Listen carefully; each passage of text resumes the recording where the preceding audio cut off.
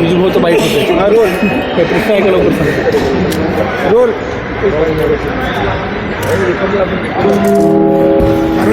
राज्यसभेसाठी शरद पवार यांचं नाव निश्चित झालं असं म्हणतात, परंतु आदित्य ठाकरे म्हणतात असं काही निश्चित झालं नाही. म्हणून काय सुरू आहे नेमकं महाविकास आघाडीमध्ये? नाही, नेमकं काय सुरू आहे यापेक्षा अजून आज 3 पक्षाची बैठक होईल आणि तो रिपोर्ट आम्ही दिल्लीला देऊ. आज कोणत्याही परिस्थितीमध्ये राज्यसभेचा उमेदवार महाविकास आघाडीचा हा निश्चित होईल. अद्याप कुठल्याही नावावर अंतिम झालेलं नाही आणि आमची आग्रही मागणी होती की राज्यसभेची जागा आमचा राष्ट्रीय पक्ष आहे, त्यामुळे राज्यसभेची जागा आम्हाला मिळावी, विधान परिषदेची जागा उद्धव ठाकरे साहेबांनी घ्यावी असा आमचा आग्रह होता. पण शेवट आम्ही 3 पक्ष मिळून आघाडी बनवून आहे, त्यामध्ये जे काही ठरेल ते अंतिम राहील, ते हायकमांड आमचे ठरवतील. ही सगळी चर्चा झाल्यानंतर त्यावेळेस अंतिम निर्णय होईल. अद्याप कुठलाही निर्णय झालेला नाही. असं म्हणतात की राष्ट्रवादीचे लोक की शरद पवार यांचं नाव निश्चित झालेलं आहे. काल सुप्रिया सुळे उद्धव ठाकरे यांना भेटून आल्या. नाही, मला माहीत नाही त्या संदर्भात त्यांचं काय मत आहे, सुप्रियाताई सुळे काय म्हणत आहे, जयंत पाटील. मी माझ्या पक्षाची भूमिका म्हणतो आहे आणि माझ्या पक्षाची भूमिका ही स्पष्ट आहे की आम्हाला अद्याप दिल्लीवरून अशा कुठल्याही सूचना आलेल्या नाही. पण तुम्ही राज्यसभेचा उमेदवार स्टँड बाय म्हणून तयार ठेवलेला आहे का? नाही, अर्थात हे सगळे 3 पक्षाचे अंतिम निर्णय झाल्यानंतर त्यावेळेस ते सगळं करू. हो, काही लोक अजूनही आपले अडकलेले आहे.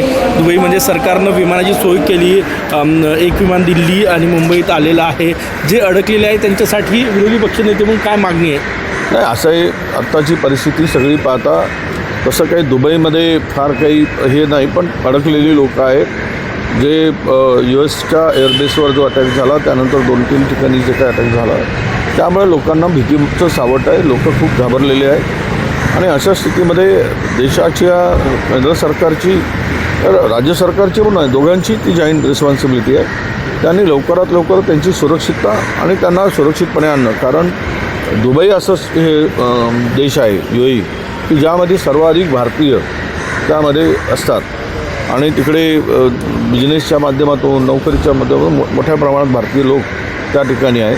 अशा वेळेस त्यांच्या सुरक्षेसाठी तातडीनं उपाययोजना सरकारने केली पाहिजेत आणि त्यांना परत भारतामध्ये सुरक्षित आणलं पाहिजे, अशीच आमची मागणी असणार आहे. या काळामध्ये मुस्लिम बांधव पण उमरा करण्यासाठी सौदी अरब मक्का मदिनामध्ये जात असतात, मोठी संख्या त्यांची पण असल्याचं बोललं जातं. नाही, भारतीय आहेत, ते मुस्लिम आहेत, हिंदू आहेत, हे नव्यानं त्याला फाटे फोडायची काय गरज आहे? जिथे जिथे अडकले असतील तो भारतीय आहे, भारताचा नागरिक आहे, त्याला सुरक्षित आणणं भारत सरकारचं काम आहे.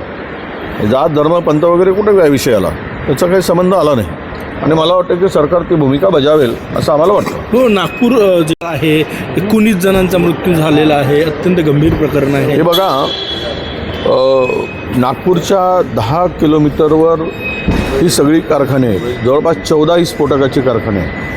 या स्फोटकाच्या कारखान्यामध्ये दरवर्षी काही ना काही घटना होत असतात आणि कामगारांचा मृत्यू होत असतो.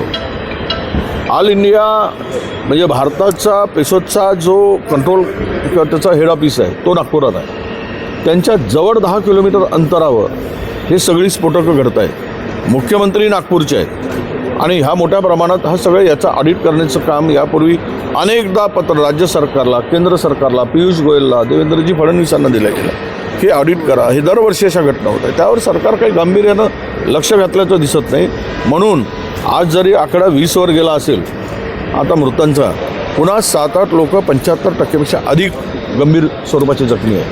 हा विषय आता आम्ही हाऊसमध्ये घेऊ, अधिवेशनात घेऊ आणि सरकारला यावर उत्तर मागू. आम्ही स्थगन दिलेलं आहे आणि स्थगनच्या माध्यमातून हा प्रश्न उपस्थित करून सरकारला याचं उत्तर द्यावं लागेल. इतक्या मोठ्या घटना घडत असताना सरकार गपचूप कसं असतो? पैशाने काही जीव खरेदी करता येत नाही. तुम्ही मदत केली मोठ्या प्रमाणात, ही मदत केली, ती मदत केली, एवढे कोटी दिले, एवढे लाख दिलेत, याच्याने काही जीव परत येणार आहे? तिथल्या सेफ्टीच्या दृष्टीनं, तिथल्या ऑडिटच्या दृष्टीनं सरकार काय प्रयत्न करत आहे? 10 किलोमीटरवर हा पेसोचा ऑफिस, या ठिकाणी त्याचं ऑल इंडियाचं ऑफिस नागपुरात असताना या घटना घडतात. मुख्यमंत्री नागपूरचे असताना दरवर्षी 2-4 घटना घडत असतात आणि लोकांचा जीव जातो. ही तर प्रचंड मोठी घटना आहे. आणि त्याच्यावर खुनाचा गुन्हाच दाखल केला पाहिजे. सदृश्य मनुष्य नाही, खून केला आहे त्यांनी. ह्या जे सेफ्टीशी जे नेग्लिजन्सी झाली असेल तर त्यांनी त्यांचा खून केला आहे. त्या सगळ्या जे आता हे सगळे आहेत या कारखान्यामध्ये ज्या काही त्रुटी आढळून आल्या आहेत त्यांच्यावर त्यात त्वरित उपाययोजना केली पाहिजेत आणि कारवाई केली पाहिजे. हा विषय आम्ही लावून धरू हाऊसमध्ये. आता आम्ही स्थगन दिलेलं आहे. मागासवर्गीय वसतिगृह होते त्यांचे आता नामकरण जे आहे ते कुठेतरी महापुरुषांचं केलं जाणार असा विचार नाही, छान आहे. महापुरुष कोण? भाजपच्या लेखे हे त्यांनी ठरवून सांगावं. हां, नाहीतर महापुरुष म्हणून बोलते आणतील. भारतातले महाराष्ट्रातले महापुरुष हे फुले, शाहू, आंबेडकर, बाबासाहेब आणि छत्रपती शिवाजी महाराज आहेत. शाहू आहेत, छत्रपती शाहू आहेत. राष्ट्रसंत तुकडोजी महाराज आहेत, आम्ही त्यांना मानतो. गाडगे महाराज आहेत. ही संतांची भूमिका आहे. संतांची नावं द्या. गोरा कुंभार असेल, तुमचा अनेक संत महाराष्ट्रात आहेत, त्यांची नावं द्या. पण महापुरुषांचीच नावं दिली पाहिजेत. महापुरुषांच्या ठिकाणी भलतीच नावं येऊ नयेत, हे सरकारकडून आमची अपेक्षा आहे. थँक्यू भाऊ.